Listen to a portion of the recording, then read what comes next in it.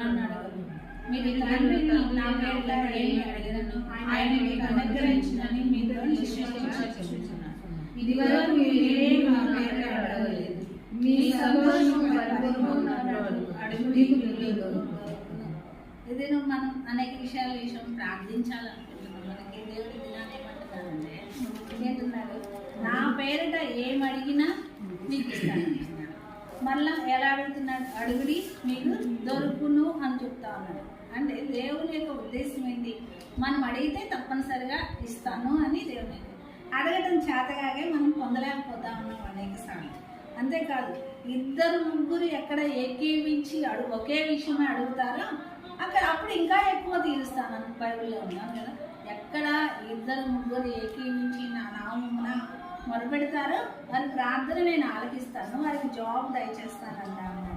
అందుకని మనం ఇప్పటి వరకు వ్యక్తిగతంగా కుటుంబంగా మనం మొదలుపెడతా ఉన్నాం. ఇప్పుడు మనకున్న మందిరం విషయమై ఉన్న అక్కర విషయమై సంఘంగా అందరం సమకూర్చబడిన అందరం కలిసి మొదలుపెడుతూ ఉంటే దేవుడు ఏం చేస్తానంటున్నాడు, అడుగుడి మీకు ఇవ్వబడును, దొరుకుడి వెలుగుడి మీకు దొరుకును అంటున్న దేవుడు.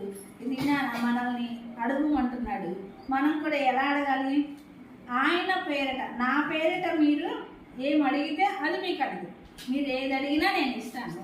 కానీ అడిగే విషయంలో మాత్రం ఆయన చిత్తానుసారం అడగాలి, ఆయనకు భయంకరంగా ఉండే విధంగా అడగాలి. అంతేకాదు మన సొంత ఇష్టానుసారం కాదు, మన సొంత ఆలోచన అనుసారం కాదు, కానీ మీ చిత్తం నా పక్షాన్ని జరిగించండి. అంతేకాదు మీ చిత్తాన్ని నా పక్షాన్ని జరిగించినప్పుడు మీకు భయంకరంగా ఉండేలాగా చేయండి అని దేవుడిని ఆ విధంగా అడిగే వారిగా ఉండాలి.